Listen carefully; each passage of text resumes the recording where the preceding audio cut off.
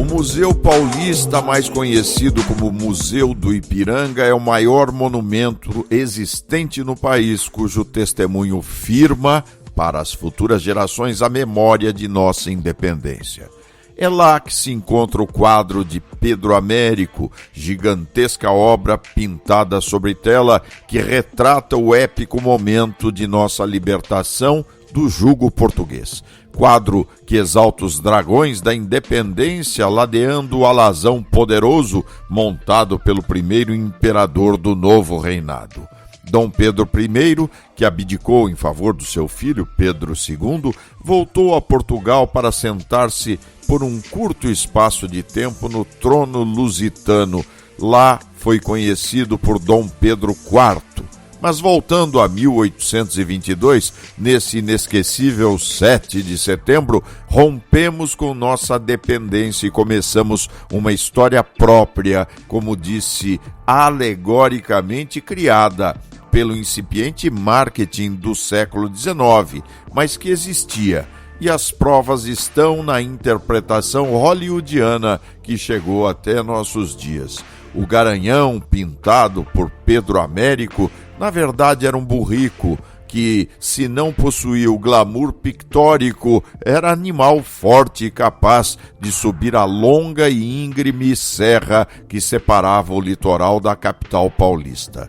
O imperador, dizem as más línguas, vítima de um destempero intestinal, alternava-se entre as moitinhas, empesteando-as, e a viagem desagradável que empreitava até que houve o grito, definitivo rompimento com Portugal. Os primeiros países a reconhecerem a independência brasileira foram os Estados Unidos e o México, porém, inconformados com a cisão, Portugal exigiu 2 milhões de libras esterlinas para aceitar a separação, dinheiro que Dom Pedro I empresta dos ingleses, dando início ao atual endividamento, gerando o buraco financeiro nacional. Mas tudo isso foi contado e recontado pelos diversos historiadores que pintaram e bordaram nossa liberdade ao som dos interesses econômicos e da longa injustiça social que esse século de escravidão transformou em exclusão, discriminação e racismo, presentes até hoje e continuam a atrasar nosso caminho.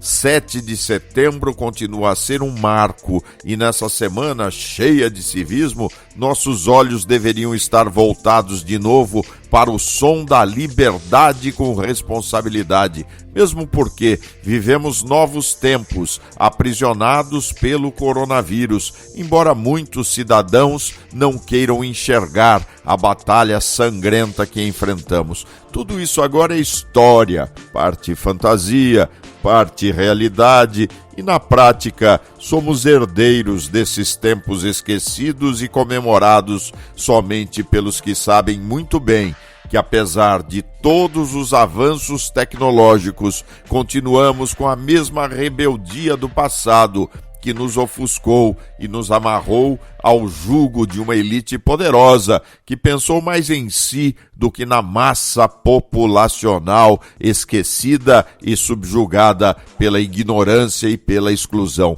Cabe a nós mudarmos essa trajetória e isso só irá ocorrer com o conhecimento, com a educação e com a cultura, fundamentais para a manutenção da ordem e do progresso. Frase positivista que ainda não mostrou seu verdadeiro significado. 7 de setembro é o nosso 4 de julho, lá dos americanos, só que todos naquele país sabem muito bem a importância da data. E aqui é só mais um feriado prolongado, cheio de aglomerações, desrespeito e ignorância indiferente aos novos tempos que começaram com a pandemia e prometem que a liberdade ainda vai demorar a chegar.